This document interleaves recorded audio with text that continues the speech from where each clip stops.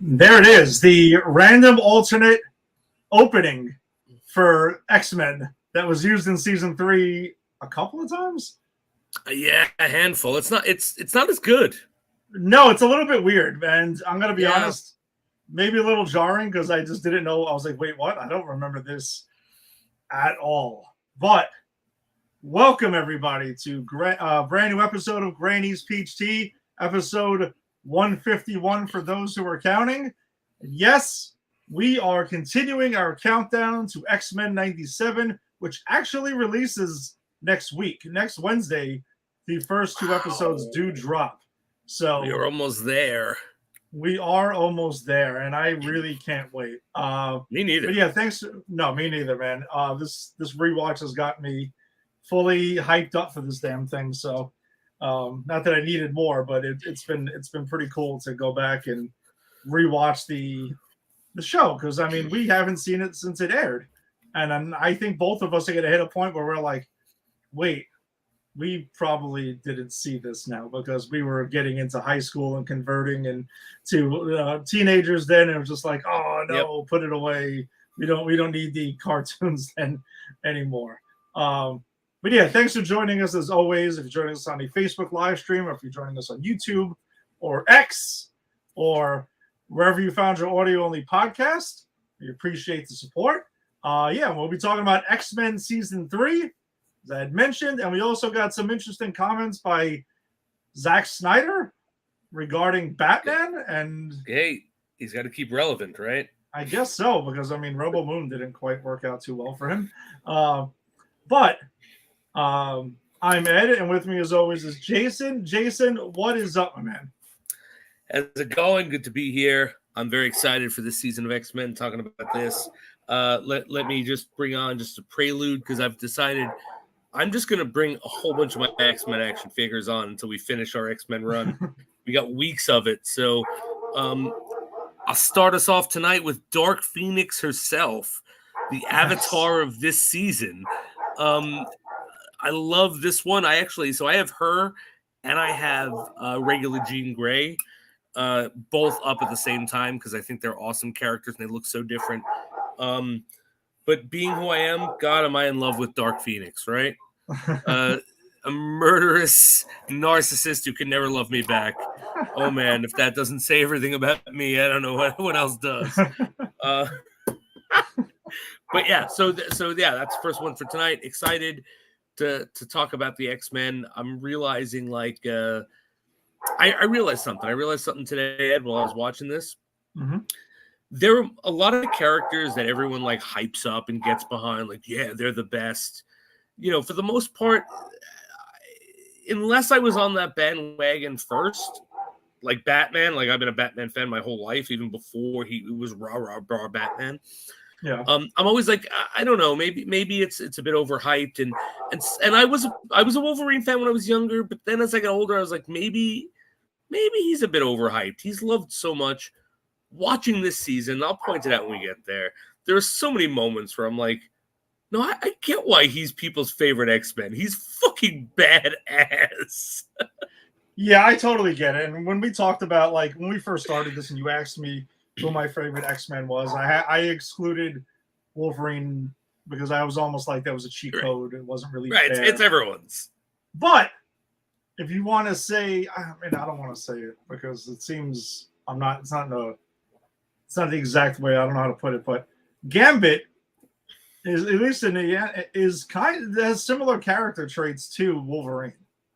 He does. Kind of loner-ish, who seems like he's a little dark and mysterious and shit like that. But he's not the same character. Like that's more or less. And then Gambit's also a badass.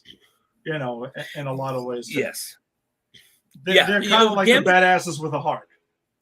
They are. Gambit's like a rogue, right? Gambit, not rogue herself. It's like the lovable, rogue with a heart of gold who everyone loves. And Wolverine is like the guy with the troubled past who, unless you're Jean Grey and ask him nicely, nothing can stop him from doing anything he wants. And they're very different characters, but very similar in a lot of ways. And again, the brilliance of this this run and these characters. Fully agreed on that. But before we get into X-Men, though, we did mention there was one topic we did want to cover and just have a discussion about, because anyone who follows know that Jason and I are pretty big Batman fans. We both, really love the character, and is an interesting thing. So Zack Snyder was recently on the Joe Rogan podcast and was chatting and discussing, and they were talking about, Zack Snyder's connections with the character. But let me go ahead and let's watch this together, because we're not going to watch the whole interview, because I actually was checking it out, and it seems for like a pretty interesting interview. So it is something that I would suggest checking out if you get a chance. It's on YouTube. But let's check out the at least part that we're going to discuss right now. There we go. Too, so I tend to get in trouble because of I do take a deconstructivist point of view because of Dark Knight Returns, because of Watchmen. If you've read those two comics, it's hard to go back, you want to, and it's because I care that I want to take them apart. Like I want Batman, like people are always like, well, Batman can't kill, right? So Batman can't kill is canon. And I'm like, okay, well, the first thing I want to do when you say that is I want to see what happens. And they go like, well, don't put him in a situation where he has to kill someone. I'm like, well, that's just like, you're protecting your God in a weird way, right? You're making your God irrelevant if he can't be in that situation. He has to now deal with that. Yeah. If he does do that, what does that mean? What does it tell you about? Does he stand up to it? Can he survive that? Right? As a God, as your God, can Batman survive that? I never thought that was canon, that Batman can't kill. But for a lot of people, it is. That seems ridiculous given the circumstances in which he operates. Yeah, well, and all the weapons. Don't read the comments right now. Don't read the comments. Yeah, this seems ridiculous. It's I mean, and there's this huge so in Dark Knight Returns, there's a scene where, and I copied it kind of in Batman versus Superman, where he grabs the M60, he busts through the wall, and he grabs the M60, and he's like, the guy's like, in the comic book, he's like got this kid, the mutant has this kid with a gun to his head, and he's like, I'll kill him, I swear I'll do it. And Batman says, I believe you. And he shoots him straight in the head, because it's like a no-win scenario. It's like the Kobayashi Maru of, the Kobayashi Maru is that in Star Trek, it's that test they put Kirk through where there's a no-win, right? Because they want to see how you'll react, right? So they say, okay, we're gonna make a scenario, a test scenario where you don't win, where there's no way to win. And in that situation, we find out what you would do in a no-win situation, because if you're going to be the commander of this spaceship, you're going to be in situations where it's life or death, and especially when there's no tricking it, right? There's no tricking death in this case. And the famous thing with Captain Kirk is he went and hacked the machine and made it so there was a solution. Yeah. And so that was his response to the no-win situation, was create a scenario where he wins, which is cool, which is a cool character, that's a cool character move. But that's kind of how I felt. That's what they would say, don't do that to Batman. Okay.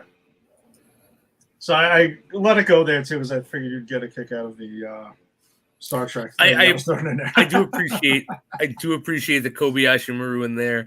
I'm gonna say that before we get into this, I gotta say this. Zack Snyder is one of those rare unicorns for me where I dislike a lot of his work, and I actually find at least one of his movies unwatchable, and I have tried several times. Which movie is that? Sucker Punch. I have never even tried. I've had no interest in that movie ever. I've tried several times because conceptually it sounded interesting, but it's just I couldn't get past. I never have gotten past the first 20 minutes. But having said that, and again, I like some of his work. Don't get me wrong. I'm not shitting on this guy, but he's a guy that even though I don't really connect with what he does on film, I like him. Like, I was ready to go into this going, he doesn't fucking understand this character. And after hearing him, I'm like, I see where he's coming from. I don't necessarily agree, but I see where he's coming from. And that's big. That's big for me to say that. Well, I think that's why, I'm going to be honest. Initially I was going to just read the quote and see and then throw it out there and start the discussion with that. But I figured it was better to play and watch and get context, because context is important, right? Context is it's everything. It's everything. Yeah. You tell me just what our banner says. Zack Snyder says Batman must kill, and I'm ready to go. Nah, he doesn't understand shit.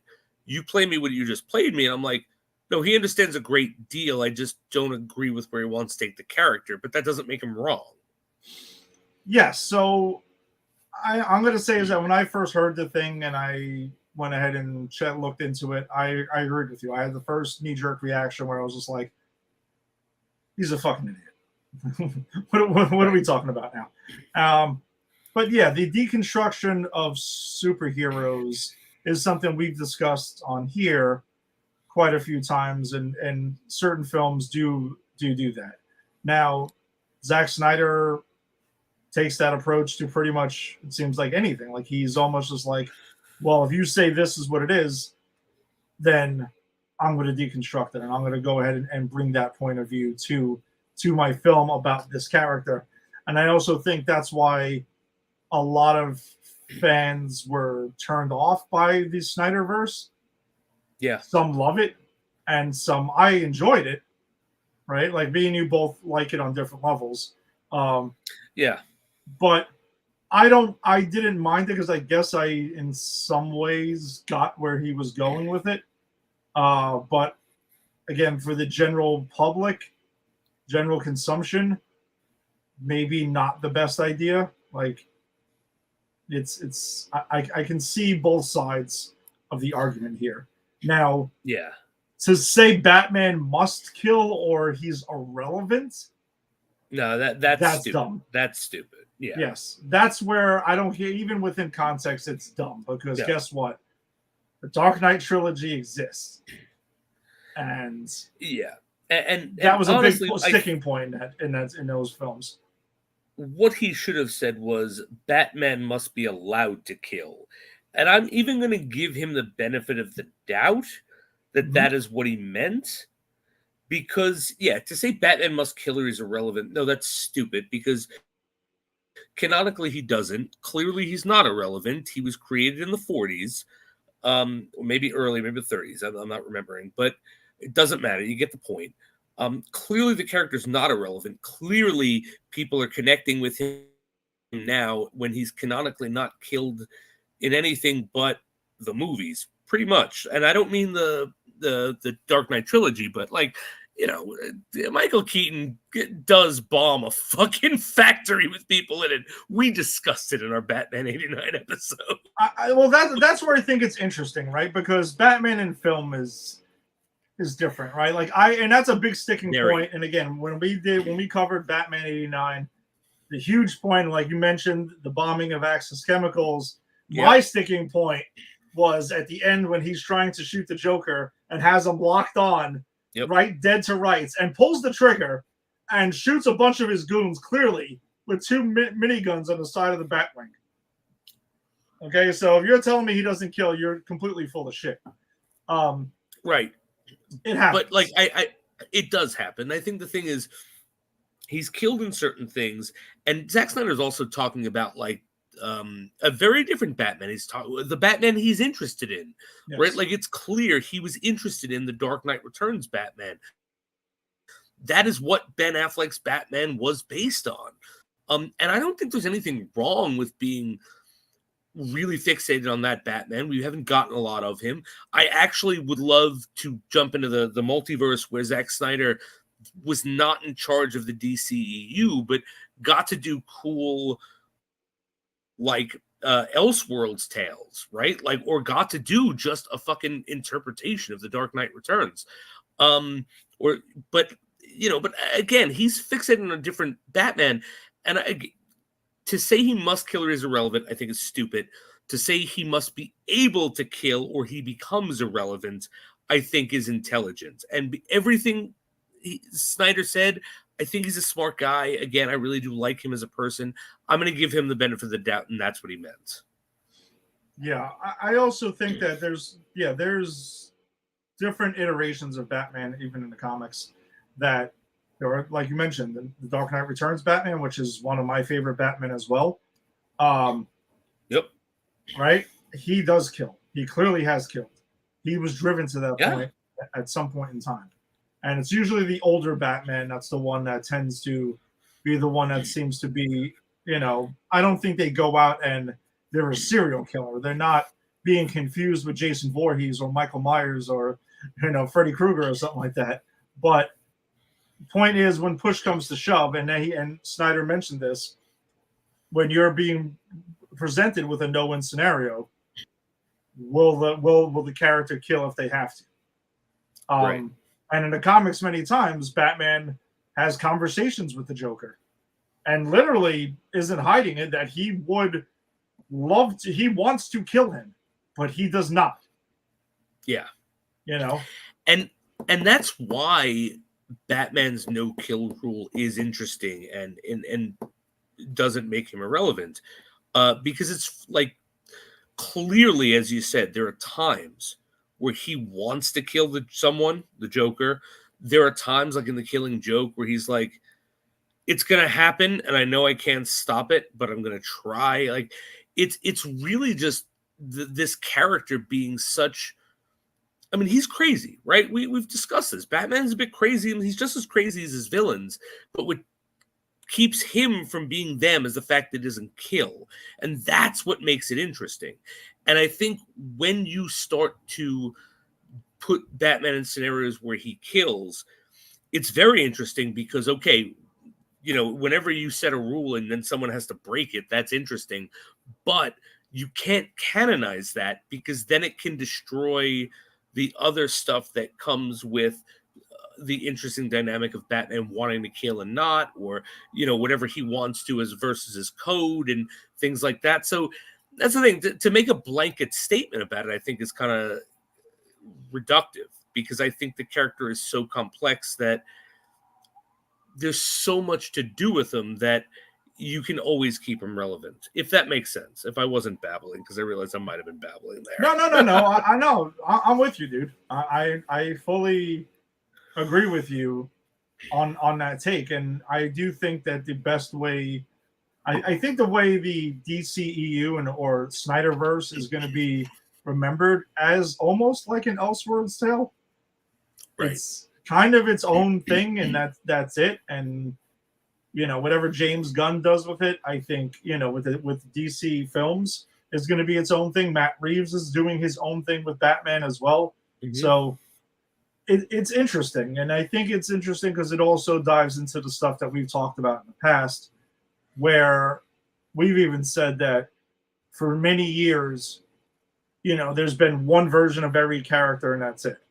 And in the comics, those who actually read the comics and open them and read the words and the thought bubbles and everything, we know that there are different iterations of characters. So there can be 10 different versions of Wolverine. It's not always the same thing. Right. It can be. And now films have gone into that. The MCU has the multiverse saga. Sony, with their animated universe, has done, Across the Spider-Verse. And DC has done that, which it's just funny to me that in some ways, that theirs isn't like an officially stamped one. But I think, and actually not I think, James Gunn did say that his Elseworlds movies, that DC movies that come out that are Elseworlds films during his run, are going to be stamped Elseworlds. Like fully stamped Elseworlds. And fucking A, they should be. It's the question though is, can audiences grasp it? Are they ready for it? And it's been a mixed bag because there are fans, you know, I'll use Rick's term as calling the casuals. They have struggled with the multiverse saga, right? For the MCU. And there's some who say, oh, you know, multiverse time travel is kind of like a cheat code. Technically, there's no stakes ever. Anything can be fixed like that.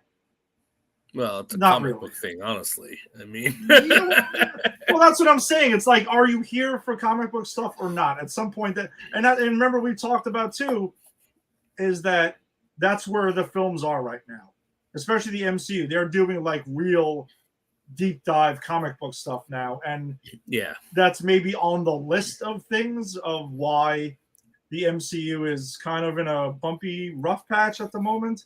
You know, it's just inconsistent from project to project, and people are breaking their brains trying to figure out why isn't the audience, you know, why isn't there almost $1 billion films every single time out? Why isn't the audience supposedly eating everything up immediately? And I think and we've discussed it, it's a very complicated issue. And there's not just one simple answer. I think there's a lot of reasons why. And it's not just the same reason why every single person isn't eating it up like they used to. And it could revert back. It could not. I mean, we don't know. And I think that's really interesting to see where this whole genre goes in result of that. No, I agree. And I think, honestly, this Elseworlds, it can either be a really good idea or a really bad idea, right? Because on one hand, as you said, it might lose the casuals. But on the other hand, we are hitting this superhero fatigue, right? And a lot of what people are complaining about are, well, I have to have seen 10 other movies to understand where we are and whatnot. And, you know, the fact that if Elseworlds is just giving people one-off comic book things that aren't tied to anything else, I think that actually that might rejuvenate the interest in these kind of movies and kind of, you know, get people back to the theater for it. Or it could be like you said, like people go, I don't fucking know this. I don't want to see this. So I think really it either fails big or it wins big. And yeah, no, and that's, yeah, I can see it. But also but DC now, while not right now officially stamping it that, and we'll see this, you know, later this year with the Joker sequel. The Joker is Elseworlds. That's not within the DCU. The Batman, Matt Reeves' Batman universe, right? We're getting Penguin at some point this year. That's an Elseworlds story. That's not his main canon. Right. So I'm kind of fascinated about that. And if you follow the comics, DC's bread and butter is Elseworlds and multiverse shit. But Marvel's doing it more up in front and center, and this is the multiverse saga. Here it is. But DC's kind of doing it without officially labeling it right now. So it would be interesting. But yeah, the whole Batman killing or not killing, yeah, he has killed in moments, but he's not looking to end every fight with death. I think that's a good way to put it. I agree. You know, that's not going to be. He doesn't start shit, but he finishes it. Exactly. And yeah, I think that's probably the best way to cover it. So I think let's go ahead and jump into X-Men the animated series. Then total shift here, because now we're back to Fox Kids Saturday morning cartoon here from 1990. We're in 1994 right now. There is Rogue. That's right. There is Rogue. Oh, and she's not wearing her gloves. She might touch you, Ed. She might absorb your podcasting hosting abilities.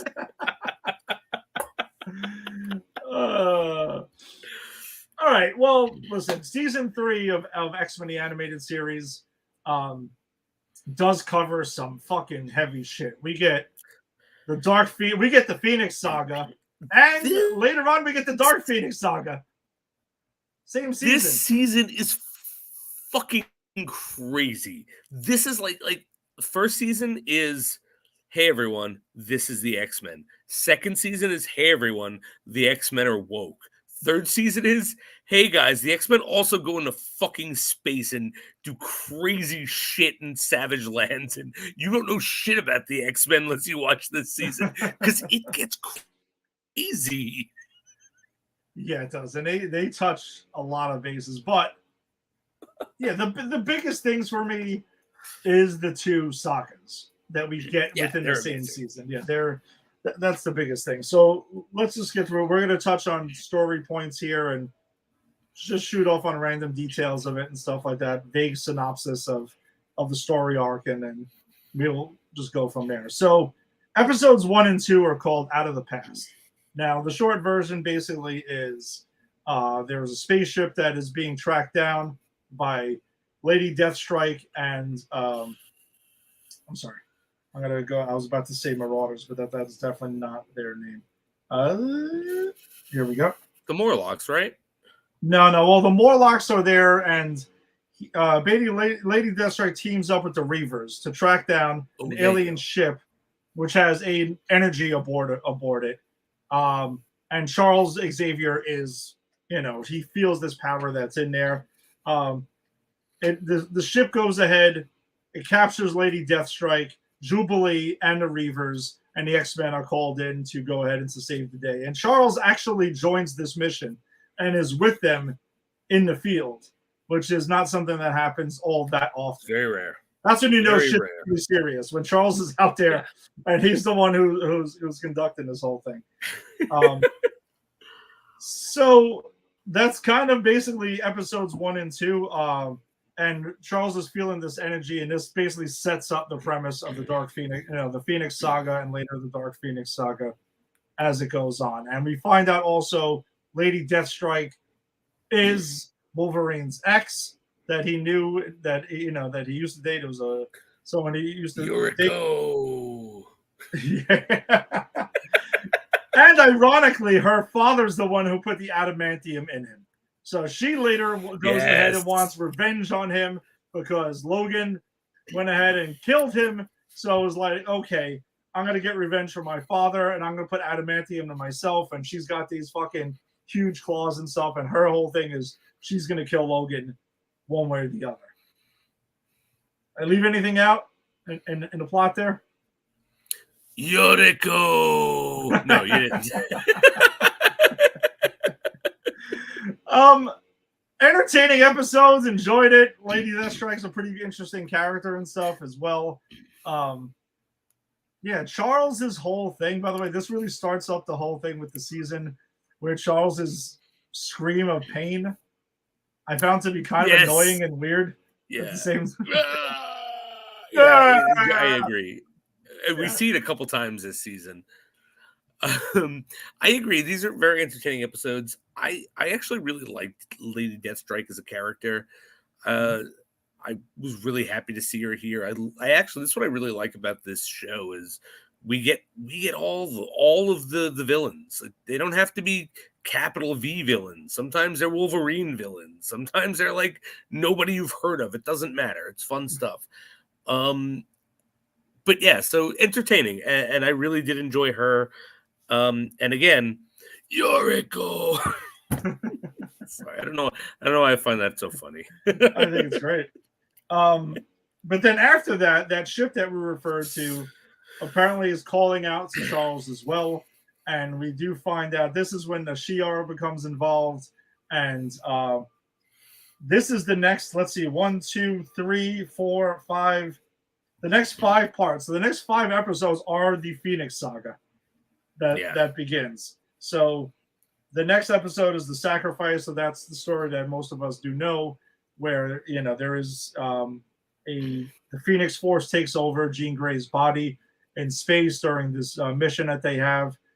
That's up in space, and let's see. Yeah, Charles gets visions and sends X-Men to the spaceship launch without exactly knowing why, which I still find to be a weird thing that Charles did that. He had these visions and was like, go X-Men, like go ahead and steal this ship and go into space. But they do acknowledge within the show that it is weird that he's sending them on this fucking mission into space and to hijack a U.S. space shuttle.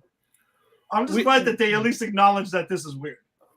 No, but that's why it worked. Like, because they acknowledged it, and it is weird. And we find out that, like, yeah, I mean, he is kind of being influenced, right? Like, yeah, by Lilandra. So, right. So, like, again, that's the writing of the show. I mean, for a cartoon for children, good writing, because they don't sleep on this shit. It's like, hey, X-Men, I'm the leader, and you're not going to question me, but I'm going to give you a sketchy order. The X-Men go, okay, we're going to do it, and they're going to get together alone and go, the fuck's with the bald guy? Give us a sketchy order. But we got to do it, but what's going on? That's realistic. That points out, okay, yeah, this was planned, not accidental. So, yeah, I appreciate the eye of detail that this show has. Yeah. So basically, the whole deal is that Lilandra, she's part of the Shi'ar. She's trying to keep the Emron crystal away from her brother, who wants to become one with the crystal and basically suck the entire universe into this crystal. Like, it's pretty much catastrophic shit. To quote Peter Venkman, cats and dogs living together, mass hysteria. That's what we're trying to avoid here. Nicely done. So that's what's going down. I'm hyped up for Ghostbusters Frozen Empire in a few weeks. I know we talked about this offline, but yeah, I hope you enjoy it. So Eric the Red is a part of the Shi'ar who's basically sent to track down Lilandra because she comes through the other side of the wormhole because she's trying to find Charles Xavier, and they have this like psychic link already, and they're in love basically immediately. Like that. Yeah, so they go ahead and that's when Jean goes ahead to save the team from this whole thing and save everybody. So she goes ahead and she's trying to sacrifice herself. And again, the Phoenix Force shows up. The Phoenix Force is the protector of the Emron Crystal. That's its whole purpose. But it needs a host. So it gets Jean Grey as a host, and Phoenix Bang is born. And we're dealing with the Phoenix and Jean Grey for a little bit. There is a crazy episode in here. And by the way, she lands the damn spaceship in the East River, which also does happen. And I do appreciate the details in a Saturday morning cartoon to get that across, because there is shots of like the Twin Towers in this, because again, at the time it was made, that was pre 9/11. So we do see that it is painted. It's drawn home pretty hard that this is New York City, and I kind of appreciated that. But there's a weird episode in here where Charles's dark side comes out of his body, and is determined to take down the X-Men. I actually had to question. I was like, wait, when does Onslaught happen? And I know Onslaught does happen after this show, and so that's how I knew it wasn't that. But that's what this episode reminded me of. I'm like, oh shit, are they setting up Onslaught for here? And for those who have never read the comic, like, Onslaught is this indestructible villain of the X-Men that is literally Charles Xavier's dark side brought to life while he's in a coma. But yeah, I think the way they find out, or the way that it's revealed, which I think they use this a lot in this show, where Wolverine's just like, that ain't Charles, bub, because I don't smell him. He's right. He's 100% fucking right on this. 100%. No. Wolverine is always right. That's why he's a badass. That's why I get why people love him. Everything he says in this season is correct. So we also get so Charles basically after that goes back to Muir Island, which we were introduced to last season, to go with Moira McTaggart. But then he finds out Moira McTaggart has somebody she's with now, and is not too thrilled with that. Shacking up with Banshee. That's Banshee, right? Yes, that is definitely Banshee.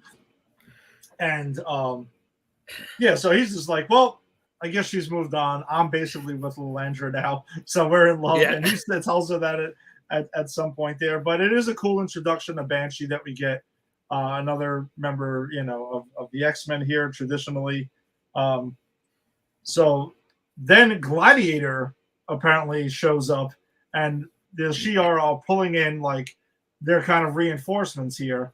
And we also get the Juggernaut, who's back in this episode, because apparently Eric the Red hired the Juggernaut to go ahead and to track down the Emron Crystal for him. I'm not sure why he needed the Juggernaut, but I mean, hey, fuck it. I mean, that's a pretty badass character to get.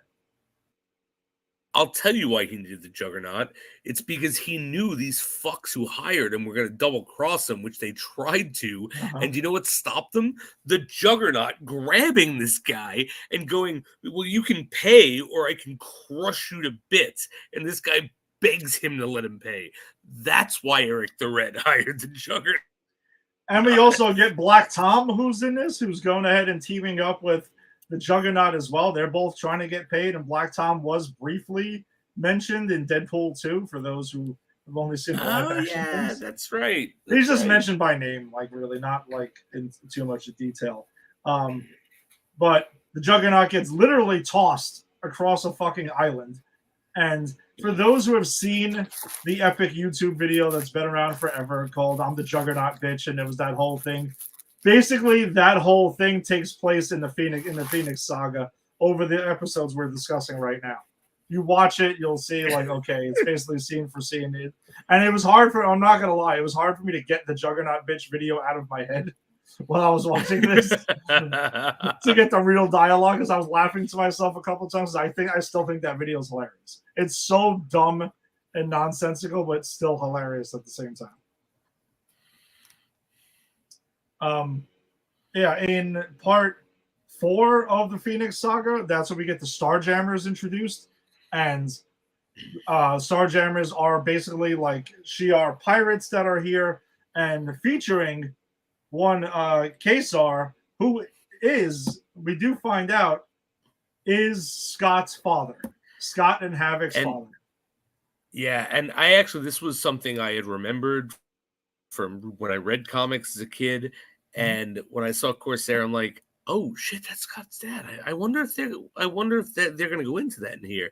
And like seconds after that, Jean is like, "Scott, don't hurt him." And then she thinks to herself, "I can't tell you that he's your father." And I'm not quite sure how she knows that, because Corsair doesn't know that. Whatever, hand she's the Phoenix. I'm going to question that too, or maybe subconsciously well, actually, hold on.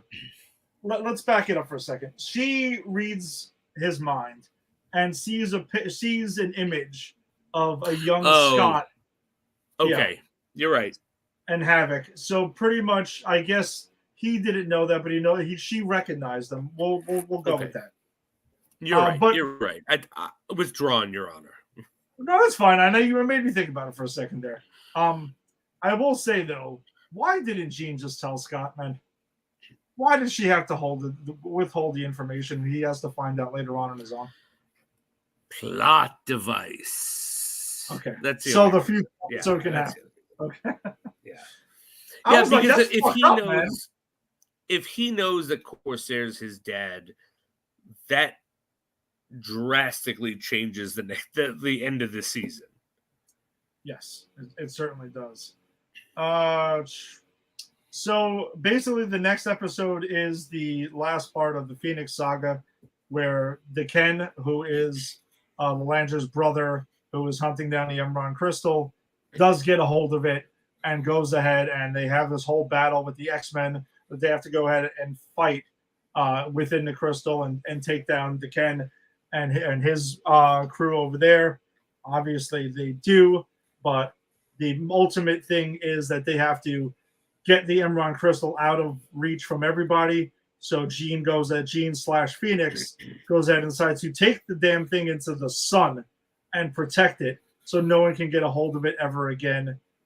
Therefore, there's a sad moment at the end of the episode where the whole team is crying because they're basically saying Jean is, gone forever, they're assuming. And that is kind of that. The following episode, though, which I thought was pretty interesting, right after that was this is one of the 2 Cyclops focused episodes that we get. We get a Cyclops and Jean Grey are the focal points of this season. Obviously, with the Phoenix Saga's Jean Grey is and Cyclops. Of course, there and Cyclops' dad. Like, you know, it's we talked about how last couple seasons almost everyone gets their moments of origin story. This is like their origin season together. Yes, and the whole thing does continue quite a bit, by the way, where there are certain X-Men that literally just like go to the deli and are gone. Like for a couple episodes straight. Like in the beginning of this season, it was Rogue. She was one of them. Jubilee disappears for a lot of this season. She does, but she does come back in the Savage Land episodes, and she's like, Savage Land Jubilee, bitches! She disappears for a while, but she does make an impact when she comes back. So, yeah, I'm just saying, it is pretty consistent that words. Characters just vanish. So in episode 8, Scott leaves the team with Jean gone and goes back to the orphanage that he grew up in. And, dude, he runs into fucking Kilgrave, who's adopting children for like some murderous plan that he has. That was insane. I completely I don't think I knew who Kilgrave was when I first saw this episode. But now knowing who he is, I'm like, holy shit.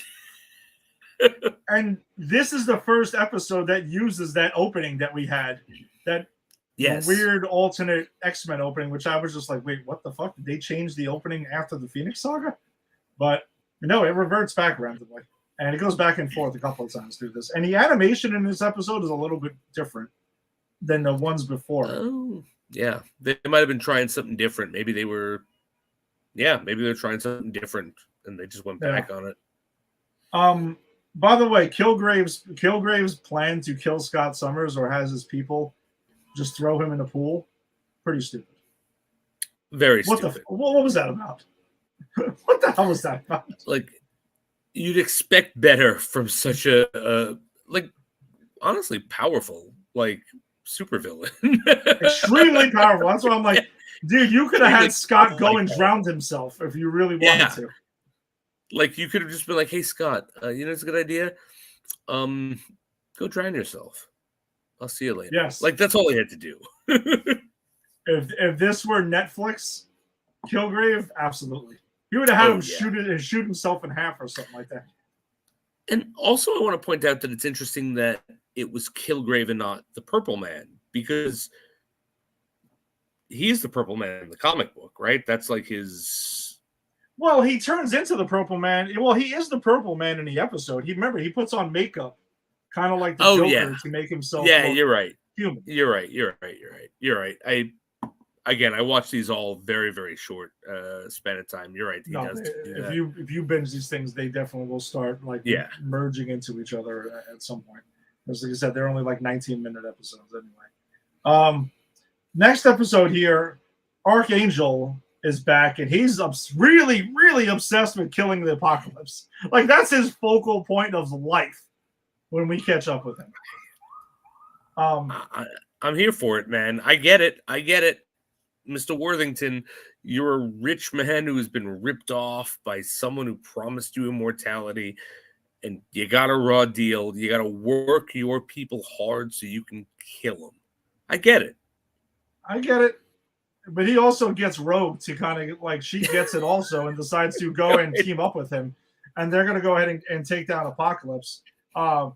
There's a spaceship that Beast befriends in this episode where they hatch this plan together to turn on Apocalypse, and they end up trapping him in this like prison type thing eventually after this whole battle, and they launch his ass into fucking space. Yeah, no, they do to him what Thor has done to the Juggernaut a ton of times. What actually the only thing you can do to unkillable beings is you just launch them into space. That's it. You just they did that to the Hulk too, right? Like, just fucking throw him into space. Someone else's problem. But they also say, and I'm glad that they say it, they're like, he's going to be back. Oh yeah, yeah. Like, we know this. And even Apocalypse is like, I'm gonna be back, guys. Like, you know this is only temporary, right? Like, Apocalypse you is can't fuck like, with me, man. you give me like a year, I'll be back. And the X-Men are like, fuck, give him like a year, I'll be back. We gotta, all right, well, look, we got other shit to fry. We'll get back to him. But I appreciate that. I enjoyed it. How many of episode- us put off our most hated chores till the end, right?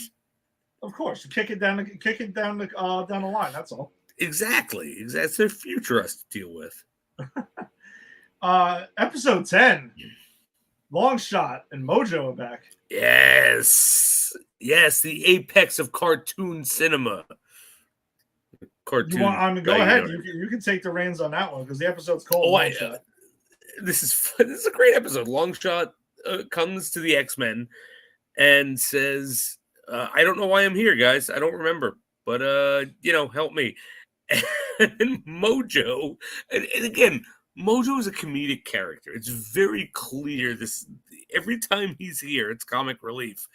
And he's very clearly a satirical look at producers, right? I really do. Mm-hmm. I would not be surprised if this was based off not of Harvey Weinstein necessarily, but Harvey Weinstein-like people.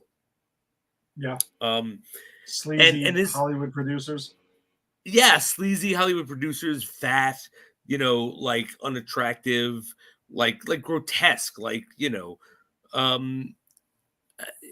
yeah, like all Hollywood producers. No, I'm kidding. I don't know all of them, but I think it's hysterical that this is like, he's like, all right, someone, I forget what's the forearm woman's name. I forget her name, but he's like, go Spiral, yeah, Spiral, get the X-Men. And Major Domo, who I love, he's my favorite character in the whole Mojo-verse, is like, well, sir, they are the X-Men. Oh, X-Men. Yes, I'll go myself. Because he's always like goading Mojo. Anyway, Brilliant episode. Mojo goes to fight the X-Men, which is stupid because he sucks. He's fucking Mojo.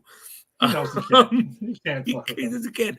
And the funniest part is, as Spiral and all of his people are being taken down, he goes, oh, all of my people are being taken down. I'm being defeated. This is terrible. There are no cameras here. Like, it's all about it's so one track minded. And that's it. And then so the X-Men send Mojo back to his shitty universe, and he goes and he's like, Spiral, you suck, you're terrible. Spiral, help me, come on, the X-Men are beating me now. Again, it's a comic relief episode, and I appreciate this. It is. It's very much a one-off episode that seems to happen. I'll just bump into Mojo, and it'll be the Mojo episode of the season. Yeah, and why not? Like, again, the X-Men can be funny. Yeah, why not? Why not? Episode 11 called Cold Comfort. Pretty awesome episode. Honestly, we meet Bobby Drake, aka Iceman. We find out that he was a member of the X-Men and had this falling out with Charles Xavier and everything like that. And Cyclops really can't fucking stand this guy either. And we find out that he was with Polaris. And previously, for those who are like, she's Magneto's daughter. And I don't remember if they mention it in this episode or not. But I don't think they do. Yeah, no, they don't. But in a lot of iterations, Polaris is Magneto's daughter. And we also meet X-Factor in this, like this version of X-Factor, with Havoc as the leader, strong guy and everything like that, Wolfsbane. I really appreciated that. I love the fact that we don't know what's going on, and we think that we're hunting down the bad guys. And then clearly, if you know the comics, you know that when they start fighting X-Factor, they're not the bad guys. But I like the attempt at the misdirect. Like, I really appreciated that. And the fact that they addressed that, like, no, there were X-Men for a long time. This is just the X-Men now. And which is the X-Men. Like, for me, that's the comics. And I guess I got into the comics in the 80s, 90s, and that's when this is made. So it's why it speaks to me. But, like, I remember when they watching this, when they introduced Bobby Drake, and I went, oh, man, it kind of fucked up. He was an X-Men before. He was one of the first. And then the very next scene is like, Well, he was an X-Men before. He was one of the first. And they even had like the 60s outfits. And I'm like, Yep. This show gets the assignments. Like, it really does. Like, the fact that, yeah, you've never seen Iceman. He's not part of the show, but he is part of the X-Men history, and we're not going to forget that. Again, brilliantly done. Yeah, we talked about it last week that this show is not an introduction. Like, this is an X-Men origin story. Like, the X-Men have existed for a while. And I agree. I'm with you. I like the fact when they acknowledge the previous iterations of the X-Men and when they run into other people. I mean, not necessarily like Colossus, but, you know, and he wasn't an original X-Men anyway. He would join the X-Men around when Storm did in the comics and what Wolverine did, which is not the OG X-Men anyway. No, the OG X-Men are Cyclops, Jean Grey, Iceman, Beast, and Angel. An Angel, that's right. That's actually the original X Factor in the comics. Oh, is is the it original really? X-Men team. It is. I'm pretty sure I still have it. I have X Factor #1. Wow. Okay. Oh, because it was kind of like an answer to we have new X-Men and we want to give the old X-Men their shot again. Yeah, essentially. Okay, that's cool. I like that. But then the team does evolve over time when Cyclops and a lot of them go back to the X-Men, and then there has to be a new X Factor. If I remember correctly, the X Factor that we get in this was the second iteration of X Factor. Okay. Okay, so then let's see. So after the X Factor episode, whoops, sorry. I was actually using the Google episode guide, and by the way, it's way off. So if you're looking at an episode guide, do not look at the Google one because it is shit. So I'm actually gonna. The episodes are like way off and everything like that. So I actually sign into Disney Plus and use the actual one that's here instead because it's actually accurate instead of the other one. Nice. So episodes 12 and 13 are Savage Land, Savage Heart. We go back to the Savage Land, and there's a lot of Sauron, which I know Jason was very excited for. Oh, I was so happy. I was so excited. And guys, I did not know that Sauron changed back into a human. I did not know that. I didn't know anything about Sauron until this episode. This is crazy because I love that character. I always thought he was a doctor who turned himself into a dinosaur. So want to turn other people into dinosaurs. No, he like has to eat people's fucking energy, and if it's a mutant, he turns into Sauron. It's crazy. And he's encouraging. He basically in episode 12, he's encouraging Storm to use her powers and stuff like that, and that's to kind of like let free because Storm does mention a couple of times that she has to like hold back her powers and like keep her emotions in check and everything like that. And Sauron is basically trying to get her to completely unleash and let go and everything like that. And it's basically to, gain for Garrock, Garrock is a kind of like godlike creature that we get in the Savage Land, who's like this big stone head and everything like that. And he's kind of pulling the strings on a lot of shit that's going on there. And he needs to go, and he fuses with the volcano that's on the Savage Land. Kesar is in this episode. They're fighting along there. They're going ahead. Wolverine and the X-Men, of course, show up to go ahead and kind of get down with them and stuff like that. So they defeat Garrock eventually. And this is when we get Savage Jubilee in this episode where she's riding a fucking dinosaur. I love that. And she actually says, if Savage Jubilee could take down Sauron, I could do anything. And then, of course, she gets her ass kicked. But I do love Savage Jubilee in this. By the way, one note I wanted to mention. During the Phoenix Saga, there is a random Spider-Man cameo, or at least of his hand whipping through the thing. If you blink and you miss it. And there's also, I believe it's War Machine. Is also another random cameo, and Doctor Strange. I saw Doctor There's Strange. Just flashes. There's two Doctor Strange cameos in this season. Oh, so in maybe each of the Phoenix sagas. Maybe I'm thinking of the second one. Episode 14 kicks off the Dark Phoenix saga. So pretty much Phoenix comes back from the sun and stuff like that. Charles is trying to do some experimenting on her, and she starts experiencing like different sensations. I'm sorry, it actually gets called back by the Inner Circle, who is the Yes. Hellfire Club. Which, yeah, why couldn't they just call them the Hellfire Club? Did they not have the rights?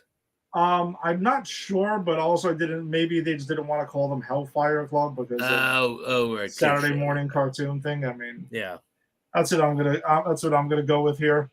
Okay, that's fair. So it kicks off in the first episode of the Dark Phoenix saga. It's called Dazzled. So we meet Dazzler, and Cyclops is seeing her in the club, and Club. so he basically, it looks like they're actually hitting it off because Jean is gone at this point, and Yes. Dazzler's all in on like getting down with Scott Summers here.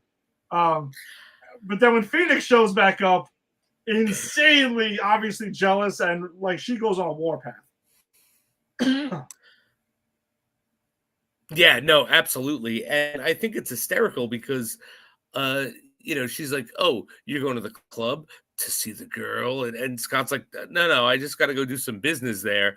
And then she shows up and Dazzler kisses him and he kisses her back. Like, yeah, he does. He's not opposed to the idea, put it that way.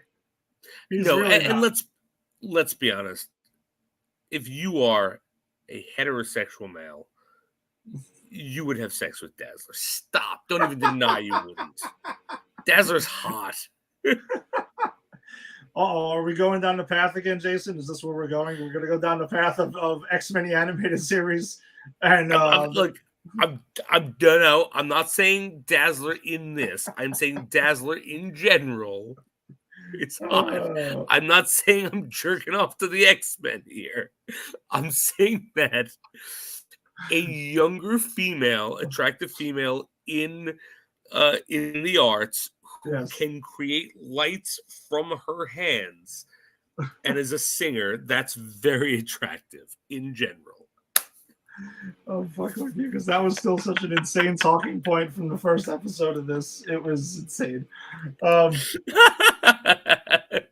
All right, so basically, yeah, the Inner Circle is using, they're pulling Jean strings to go ahead and garner her power and everything like that. So, Sebastian Shaw is introduced in this. We see him, pretty cool iteration as well. They're all in their full, like, I don't know, 1800s garb and stuff like that. The Hellfire Club. And we meet Emma Frost, White Queen as well. She's having this whole mental battle with Charles Xavier, and she's also the one controlling the Dark Phoenix at this time, and she catches on to it, but she's doing evil shit, and she's getting what she calls sensations that she's never known existed, and she wants to experience more, and that's what turns her into the Dark Phoenix, where she's just basically pure evil and wants more of it. And then we also get Mastermind, right? Jason Wingard. Yes, we do. Which fun story. I actually have a very deep emotional connection to Jason Wingard, aka the Mastermind, because the very first time I played D&D as a child, it was not D&D proper. It was an adaptation for Marvel Comics. Okay. And the character I was assigned by the DM was Mastermind. And so he's a master of illusions. So that was my thing. I did illusions. So I actually played that character in a D&D thing. And so every time I see that character, I'm always excited. Even though he is like a Z-list. He's a Z-lister, I get it. But I don't know, cool character. And he almost gets Dark Phoenix under his thrall. Almost this close. Tries to get her to kill Scott Summers. Also, that was his mistake. Yes, because then Jean's love for Scott fights through and basically gets her to stop, but she still does want more. But she ends up eventually going back to her childhood home, and that's where the X-Men kind of ambush her and stuff like that. And they try to get through to her, but it's not completely happening right now. But the Shi'ar get wind of this whole thing. They send Gladiator in, and Landra shows up, and she's like, listen, we got to fucking take her down. Like, that's it. And there's only one way to go ahead and to do this. We have to kill the entity that is Jean Grey. Like, to get rid of the Phoenix, we have to kill the host. And that causes this entire huge moral dilemma here with the X-Men, is they're just like, do we actually go through with this?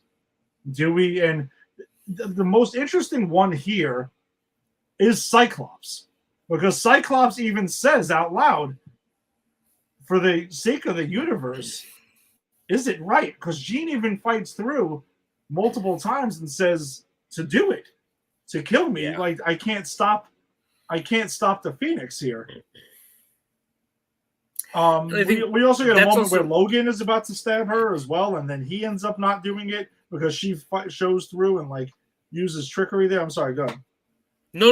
I was gonna say, I think that really does go to show you the dynamic, the Cyclops Wolverine dynamic in the love triangle, because Cyclops tries to see things the way they are, and Wolverine can only see things the way he wants them to be, right? And so Cyclops is the one who has the moment of going, she wants this, and maybe it is the best thing, even though I'd rather die than give her up. That's not a choice.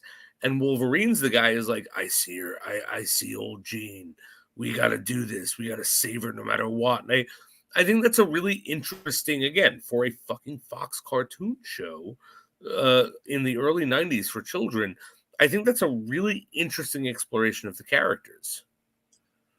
I agree, but you also think Scott was like, well, if we do this, Dazzler is kind of still like. You think that's what it was? You think he was just like fucked up. Hey, look, I've had Jean. I haven't had Dazzler yet. I mean, it's a comic book. She ain't Uncle Ben. She'll be back. He's like, well, I could go back to that club and go talk to Dazzler, and it's not the worst thing in the world, right? You know how hard it is to have a girlfriend who can read your mind? Yeah.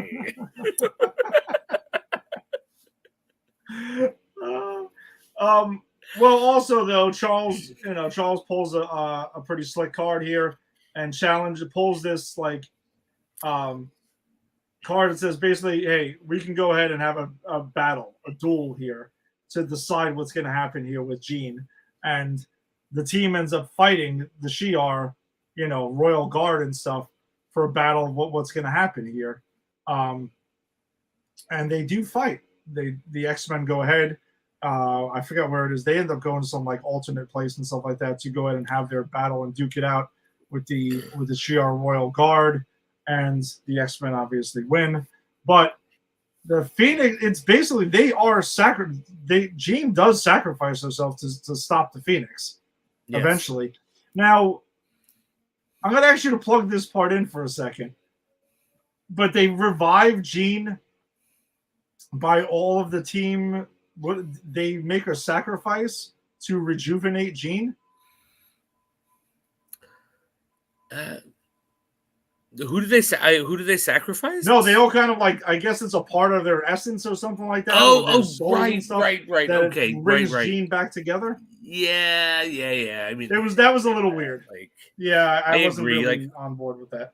I think I forgot about that, but yeah, as you say that, I remember them all holding hands and like, this is for Jean. It's like, I don't understand how that happens, but again, all right, X powers. Yeah, exactly. So now this is one thing that I thought was a little bit weird, and I'm gonna ding the season as a whole on this.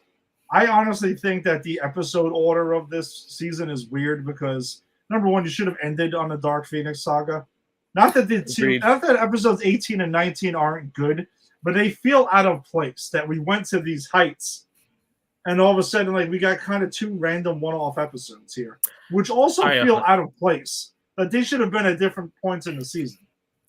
I 100% agree. 100%.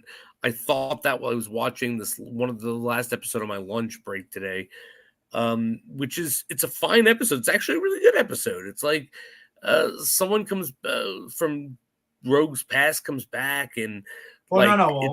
Well, it's not someone from Rogue's Past. no. What I was gonna say is episode 18 though is the one where.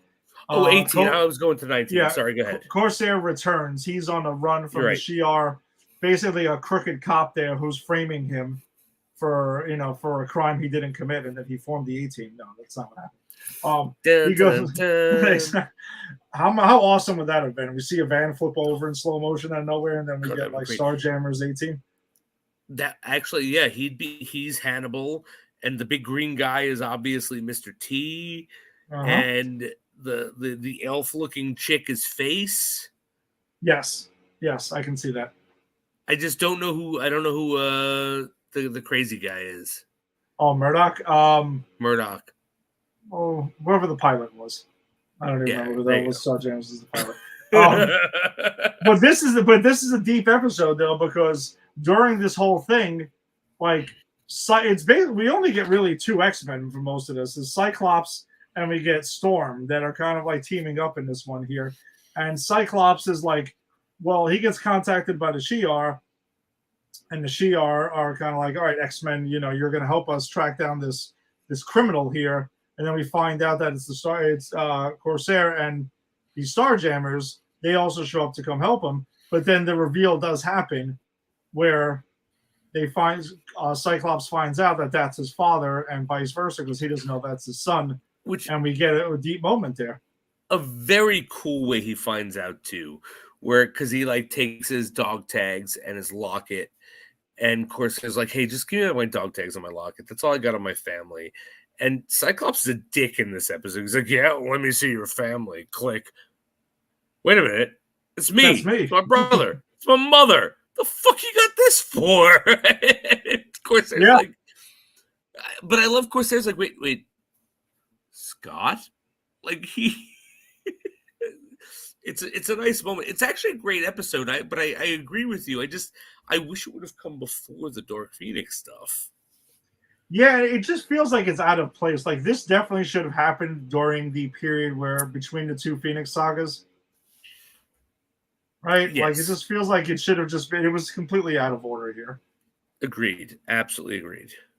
And at the end of the episode, there's this cool moment where Corsair is going to go after he's cleared and stuff. He's going to go and he's going to leave, but Scott tells him he's like, dude, I have a lot to talk to you about. He's even like, hey, stay behind, not forever. I'm not suggesting we do this forever. We just have some conversations here and that's it. So they end up having the conversations and they catch up. And I'm sure that's not the last we're going to see of Corsair.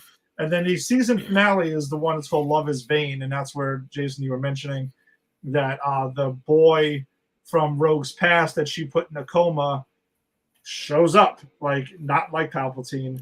Well, in a way, kind of like Palpatine at first, because we don't really know. Somehow he's back. Yeah. But also Wolverine is out doing some weird meditation with no shirt on and jeans, and he runs into basically these aliens that show up here, and their whole thing is that they don't procreate. They just go to different planets and take over host entities to grow their spores thing. On them. Yeah, and they did that to Rogue's, high school sweetheart over there, and they end up infecting the team at some point. But then, of course, Wolverine gets infected, and the healing power pushes it away. And again, Wolverine smartly tells Rogue to steal his power so she can go ahead and do that, and they end up kicking them the fuck out of there. That's the best part of that episode where like Wolverine turns into the green guy and just fucking runs away. Yeah. And then you just see him like, no, I'll beat this. And then the healing factor kicks in, he turns back into Wolverine. And then he just finds Rogue and he like takes Rogue's hands like, take my healing factor. Like it's so much fun. And you know who really was the most angry in that episode is Gambit Chef, because I do not share. I was saving this for last one. Dude, that's a fucking awesome Gambit fucking action figure there. Thank you. Thank you. Yeah, Gambit's pretty pissed because he sees the ex-boyfriend that he's heard about all these years back in the picture, and he's not happy about that. But then also says, like, at the end, which he's right though, to let him go. He's one of them now. and the Yeah. aliens kind of hightail it out of there, and that's where the season abruptly ends. It's a weird ending of the season. I agree with you. Both of these were good episodes. They should have been between these two. It should have ended with the Dark Phoenix saga. Yeah, like the emotional weight of the Dark Phoenix saga and everything like that, and you could have, semi bookended the season with the Phoenix saga and the Dark Phoenix saga. By the way, watching this season also reminded me of what we're going to get into in a few weeks when the 2 failed attempts at the Phoenix saga took place in live action, because they skipped over the Phoenix saga and just went straight to the Dark Phoenix one. Isn't it amazing how this cartoon did such a much better job than a lot of those movies? Yes, and I can strongly say my opinion is not going to change on this. Also, I will say that, again, at this point in time, I've seen the live action movies. This is definitely influenced. The movies were influenced by this. 100%. But didn't quite do it. Each and everyone. No. They tried. They did try in, I think, X-Men Last Stand, as we talked about. And they did with the last one. And they did try with the Dark Phoenix. But no, it doesn't live up to it. And I think, again, I've always been saying for the longest time that, the MCU is giving us the experience of reading a comic book. And I think that's still true for live action, but this particular, like this X-Men and a lot of these cartoons, this animated series and stuff we'll talk about, I guess, later on. I think this is really the groundwork of giving people the experience of being a comic book reader without reading comic books, because this whole season and all of these seasons, and again, we can debate whether they were in the right order or not, but they tell a coherent story. Yes. You start with one thing, you end with another. It does what the X-Men comics did with, like, sometimes in the X-Men comics, Beast went out for coffee and didn't come back for a couple of issues, that happened. So this really did for me feel like I was reading a really good run of X-Men, which I think I said in the last 2 episodes, and I will likely say in the next episode.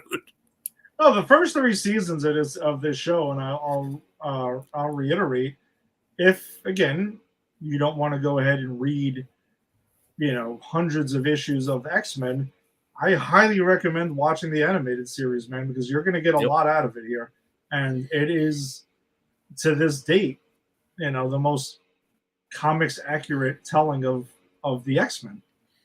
I mean, it's all here. It's all here. All right, so I think that kind of does it. Like that wraps it up for us this week. Then, as far as the X-Men go, thanks for joining us as always. We always appreciate the support. We will be back next week discussing X-Men season 4. And which, by the way, is the longest season, because that's 21 episodes. Ooh, so Jason, wow, okay. Jason and I have a lot of research to do. A lot of work week. to do. Yeah, we got our hands full this week. Also, Invincible comes back with the second half. Oh, we're covering Invincible next week? We got Invincible back. It comes out on Thursday. Holy shit. All right, didn't realize that. Tomorrow. All right, wow, we got a lot of work to do this week. There's a lot of stuff. We got a lot of things to watch. So, we'll be finding ways to squeeze this all in, because next week X-Men 97 does debut. So that'll come alongside with our coverage of X-Men season 5, which is only 13 episodes. It randomly went back to 13 for the last season. Whatever. I don't know. All right. Yeah, exactly. Thank God for us right now, it didn't keep going up. Oh, it's 30 episodes then for the final season. Yes. 57 episodes. But yeah, thanks for joining us as always. If you're checking us out on Facebook, check out the Granny's Peach Tea Facebook group, as we share a lot of cool trailers and stuff like that, and news stories and stuff. So always check us out there. If you're checking us out on YouTube, subscribe to Pop Culture Pros, because that's what we are presented by, Pop Culture Pros. Same as on X. You can follow at Pop Culture Pros, and also, on Facebook, which I didn't mention. Also, Pop Culture Pros. There's a lot of cool stuff going on in the network. So whatever you're into, I'm sure you can find it on there as well. yeah, so Jason and I will be back next week. We'll see you then. Peace. Later.